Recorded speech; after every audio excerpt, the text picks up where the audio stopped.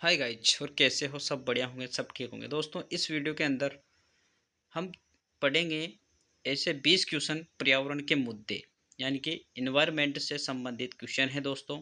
NEET के हर exam में question आते हैं दोस्तों, और अदर स्टेट के और सभी भारत के सभी एग्ज़ामों में ये क्वेश्चन ट्रेंड करते हैं। तो दोस्तों, नौकरी लेनी है, मेहनत करनी है दोस्तों, सपना जागृत करना है, सपने पे चलना है। तो दोस्तों, पूरी वीडियो अच्छे से वॉच करें। क्वेश्चन को हम देखेंगे, समझेंगे, आगे बढ़ेंगे दोस्तों।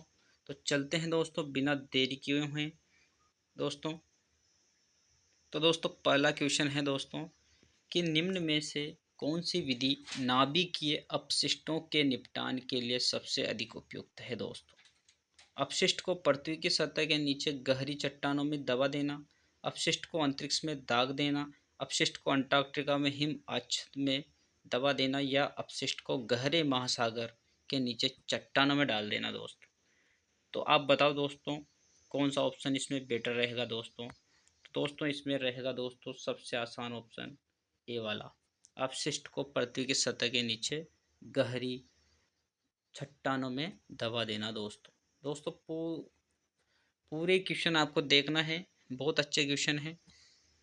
ठीक है दोस्तों, अगर आप नए हो तो चैनल को अवश्य सब्सक्राइब करें।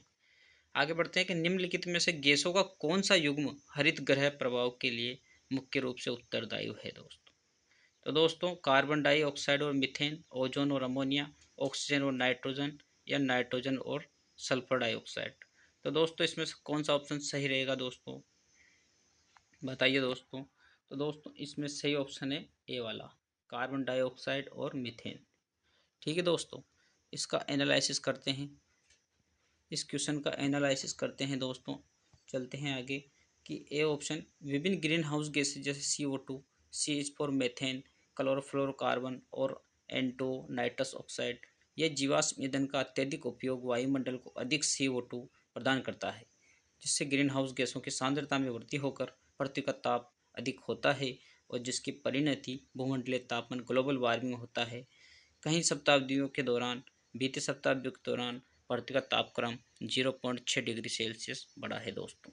ठीक है दोस्तों, तो इसलिए ए ऑप्शन राइट रहेगा। पॉलीब्लेंड पुनश्चक्रित रूपांतरित प्लास्टिक का महीन पाउडर है, जो निम्नलिखित में से किसके लिए एक सुयोग्य पदार्थ के रूप में पुष्टिकृत हुई है दोस्तों? तो इसका ऑप्शन है दोस्तों सड़क निर्माण में। दोस्तों, इसका ऑप्शन सड़क निर्माण में है दोस्तों, क्योंकि नलियाँ वो पाइप बनाने में नहीं है, प्लास्टिक के थैले बनाने में नहीं है, उर्वरक के रूप में नहीं है, तो सड़क निर्माण में दोस्तों ये है। पॉलीब्लेंड पुनःचक्रीकृत रूपांतरित प्लास्टिक का एक महीन पाउडर है। पॉलीब्लेंड और बिटुमेन का मिश्रण रोड कारपेटिंग के लिए सर्वोत्तम है, क्योंकि यह बिटुमेन की जल रिपेलेंट गुण को बढ़ाता है। यह सड़कों के जीवन काल में 3 गुना वृद्धि करता है दोस्तों। तो ये क्वेश्चन है, आ सकता है एग्जाम में। आगे बढ़ते हैं कि निम्न प्रोटोकॉल में किसका उद्देश्य वायुमंडल में क्लोरोफ्लोरोकार्बनों के उत्सर्जन को कम करता है दोस्तों? तो Geneva protocol, Montreal protocol, Kyoto protocol, या गोथनबर्ग प्रोटोकॉल। तो दोस्तों, इसका आंसर होगा बी। आप जानते हो बी, मॉन्ट्रियल प्रोटोकॉल का आपने नाम सुना होगा 12th की किताब में शायद। मॉन्ट्रियल प्रोटोकॉल अंतर्राष्ट्रीय संधि है दोस्तों, जिसे मॉन्ट्रियल कनाडा में 1987 में ओजोन अवक्षय करने वाले पदार्थों chlorofluorocarbon, nitrogen oxide, sulphur dioxide, halon, methyl chloroform आदि के उपयोग को कम करने की सहमति बनी है दोस्तों। ठीक है दोस्तों, तो ये था क्वेश्चन। आगे चलते हैं, समताप मंडल में ओजोन के विकृतीकरण और आणविक ऑक्सीजन की विमुक्ति में निम्नलिखित में से कौन सा तत्व उत्प्रेरक के रूप में कार्य करता है दोस्तों? तो दोस्तों, बताइए आप। इसका आंसर होगा दोस्तों क्लोरीन। ओके दोस्तों, क्लोरीन ही ओजोन के विकृतीकरण और आणविक ऑक्सीजन की विमुक्ति में उत्प्रेरक के रूप में कार्य करता है। ठीक है दोस्तों, तो क्लोरीन इसका सही आंसर। ठीक, आगे बढ़ते हैं। अल्ट्रावायलेट किरणें फ्लोरोकार्बन पर क्रिया कर सक्रिय क्लोरीन क्लोरीन क्लोरीन ऑक्साइड बाहर निकालती है, जो आगे ओजोन से एक क्रम में क्रिया कर उसे ऑक्सीजन में बदल देते हैं दोस्तों। ठीक है, आगे बढ़ते हैं। निम्नलिखित में से कौन सा एक द्वितीयक प्रदूषक है दोस्तों? तो द्वितीयक प्रदूषक आप जानते होंगे O3 हो सकता है, तो वही है दोस्तों। प्राथमिक प्रदूषकों के आपस में प्रकाशिक रासायनिक अभिक्रिया से द्वितीयक प्रदूषक बनते हैं जो प्रकाश रासायनिक ऑक्सीकार कहलाते हैं। इनमें परऑक्सी acetyl nitrate, PN, ozone, aldehyde, धुंध आदि सम्मिलित होते हैं दोस्तों। Carbon monoxide, CO2, sulphur dioxide प्राथमिक प्रदूषक होते हैं। ठीक है दोस्तों, तो ये थे डी जो O3 द्वितीयक प्रदूषक है और ये प्राथमिक है, सल्फर डाइऑक्साइड, कार्बन मोनोऑक्साइड और कार्बन डाइऑक्साइड। आगे बढ़ते हैं। विश्व ओजोन दिवस कब मनाया जाता है? बिल्कुल सिंपल क्वेश्चन, ये 2018 में आया, 16 सितंबर को दोस्तों। 16 दिसंबर को कब है? 16 सितंबर को दोस्तों। 16 सितंबर को ओजोन दिवस मनाया जाता है। ठीक है दोस्तों, आगे बढ़ते हैं। स्तंभ फर्स्ट में दी गई मदों का स्तंभ सेकंड के मदों से मिलान कीजिए और नीचे विकल्प का सही विकल्प। सुपोषण किससे संबंधित है? सैनिटरी लैंडफिल, हिमांद्रता, स्नो ब्लाइंडनेस और धूमकेतु। दोस्तों इसका सही आंसर है ए का तीसरा होगा, पोषक समृद्धि। ए वाला इसमें राइट है, ए का तीसरा। ठीक है दोस्तों, बी का चौथा, हिमांद्रता में पहला और धूमकेतु दोस्तों वन उन्मूलन। ये बिल्कुल राइट है दोस्तों, 100%। आगे बढ़ते हैं। आठवां का ये। ठीक है दोस्तों, ध्यान से देखना। एरोसोल के विषय में निम्नलिखित में से कौन सा कथन मान्य नहीं है? देखो दोस्तों, ये मानव स्वास्थ्य के लिए हानिकारक है, ये राइट है। ये वर्षा और मानसून की पद्धति को परिवर्तित करते हैं, राइट है। इनके कारण कृषि उत्पादकता में बढ़ोतरी होती है, गलत। ये कृषि भूमि पर नकारात्मक प्रभाव डालते हैं, तो दोस्तों इसका आंसर है सी। एरोसोल एक हानिकारक पर्यावरण प्रदूषक है जो कृषि भूमि पर नकारात्मक प्रभाव डालता है दोस्तों, तो इसका ऑप्शन है दोस्तों सी। तो ध्यान रखना, सी बिल्कुल राइट ऑप्शन है दोस्तों। ओके, आगे बढ़ते हैं दोस्तों। निम्नलिखित में से किसके बहिस्राव के कारण प्रदूषित होने वाले जल निकायों में जैव रासायनिक ऑक्सीजन मांग BOD प्रदूषण के लिए एक अच्छा सूचक नहीं है दोस्तों? तो पेट्रोलियम उद्योग के लिए नहीं है दोस्तों, सरकार उद्योग के लिए है, घरेलू वाहित मल, दुग्ध उद्योग। तो दोस्तों इसका आंसर है सही, ए। ओके दोस्तों, ध्यान रखना, ए ऑप्शन बिल्कुल राइट है दोस्तों, ए ऑप्शन बिल्कुल राइट है इसका ऑप्शन। ठीक है, आगे बढ़ते हैं। कार्बनिक अपशिष्ट से भरी किसी झील में क्या हो सकता है? अधिक पोषक पदार्थों के कारण मछलियों की समष्टि में वृद्धि, ऑक्सीजन की कमी के कारण मछलियों का मर जाना और खनिज के कारण जलीय जीवों के समष्टि में वृद्धि, शैवाल स्फुटन के कारण झील का सूख जाना। तो ऑक्सीजन की कमी के कारण मछलियों का मर जाना है दोस्तों इसका आंसर बिल्कुल सही। ठीक है दोस्तों, आगे बढ़ते हैं। बी कि यदि बहिस्राव भाव को नदी में मिला दिया जाए तो BOD की बढ़ोतरी के रूप में प्रकट होना और जीवों द्वारा बहुत सी ऑक्सीजन का उपयोग किया जाता है। ये सीवेज की मात्रा ज़्यादा होती है, संपूर्ण घुलित ऑक्सीजन उपयोग हो जाती है और मछलियाँ और दूसरे स्वच्छ जल जीवों के श्वसन के लिए कुछ भी नहीं बचती है। ठीक है दोस्तों, और मछलियाँ मर जाती है।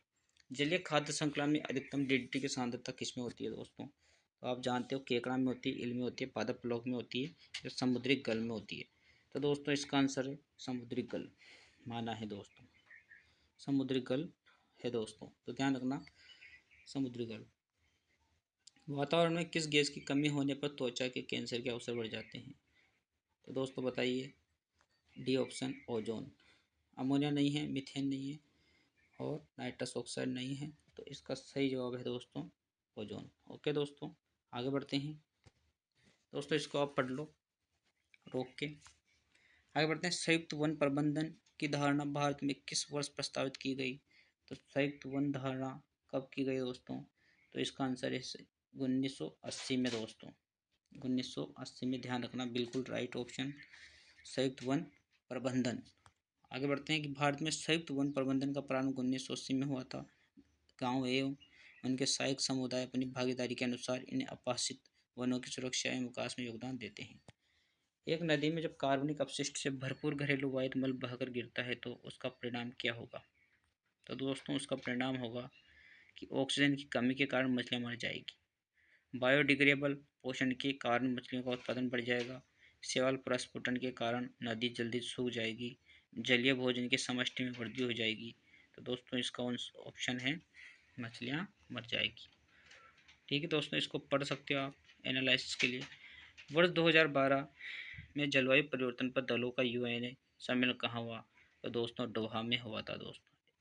सही आंसर है 2012 संयुक्त राष्ट्र अमेरिकी जलवायु परिवर्तन सम्मेलन में जलवायु परिवर्तन पर संयुक्त राष्ट्र फ्रेमवर्क कन्वेंशन और क्योटो प्रोटोकॉल के लिए पार्टियों की बैठक के रूप में सेवारत दलों के सम्मेलन के 8वें सत्र के लिए दलों के सम्मेलन का 18वां वार्षिक सत्र था। कॉन्फ्रेंस 26 नवंबर 2012 से 8 सितंबर को हुई और इस सम्मेलन कतर राष्ट्र डोहा में हुआ और प्रस्तावित था 1 जनवरी 2013 से 20 तक का। अम्लीय वर्षा वातावरण में किसकी सांद्रता की अधिकता के कारण होती है? तो दोस्तों इसका सही आंसर है दोस्तों सल्फर डाइऑक्साइड और नाइट्रोजन डाइऑक्साइड। 2015 में क्वेश्चन आया था, बिल्कुल राइट क्वेश्चन। ठीक है दोस्तों, आगे बढ़ते हैं, इंपोर्टेंट क्वेश्चन भी है, अम्लीय आप पढ़ लेना। जलीय निकायों का यूट्रोफिकेशन जिसके कारण मछलियाँ मरने लगती है, किसकी उपलब्धता न होने के कारण होती है दोस्तों ये? तो दोस्तों ये होती है दोस्तों ऑक्सीजन के कारण। ठीक है दोस्तों, तो सही आंसर इसका ऑक्सीजन। ओके, आगे बढ़ते हैं कि अनुक्रमिक पोषी स्तर पर विष की सांद्रता बढ़ने को क्या कहते हैं? तो दोस्तों इसका जैव आवर्धन। ठीक है, जैव अपकर्षण नहीं है, जैव भू रासायनिक चक्र नहीं है, जैव रूपांतरण नहीं है, जैव आवर्धन है दोस्तों। भारी धातुएं, परसिस्टेंट पेस्टिसाइड, उदाहरण carbonic chlorine, chlorinated hydrocarbon, DDT भोजन श्रृंखला में प्रवेश करते हैं और जीवों की प्रति इकाई भार में मात्रा की इनकी बढ़ती है। ठीक है, निम्नलिखित में से कौन एक पर्यावरण में सल्फर डाइऑक्साइड प्रदूषण का योग्य संकेतक है दोस्तों? तो इसका संकेतक है दोस्तों लाइकेन। ओके, शंकुधारी नहीं है, शैवाल नहीं है, कवक नहीं है, तो इसका लाइकेन। लाइकेन वायु प्रदूषण के सूचक होते हैं। विशेष रूप से जब वायुमंडल में सल्फर डाइऑक्साइड की सांद्रता होती है तो वायु प्रदूषण वर्षा जल में घुल जाते हैं। मुख्य रूप से सल्फर डाइऑक्साइड लाइकेन को क्षतिगत करते हैं और उनकी वृद्धि से रोकते हैं, अतः लाइकेन वायु प्रदूषण के प्राकृतिक स्रोत है दोस्तों। तो ये थे दोस्तों पर्यावरण के मुद्दों के संबंधित क्वेश्चन, और भी मैं इसकी वीडियो लेके आऊँगा। आप कमेंट्स बॉक्स में अगर लिखोगे तो मैं ज़रूर से ज़रूर लेके आऊँगा। तो इसको आप एनालिसिस करके आप आसानी से आपने पढ़ा होगा। आप मैं इसी तरह के क्वेश्चन लेके आता रहता हूँ और आप भी बता देना। तो दोस्तों मिलते हैं नेक्स्ट वीडियो में। जय हिंद, जय भारत दोस्तों।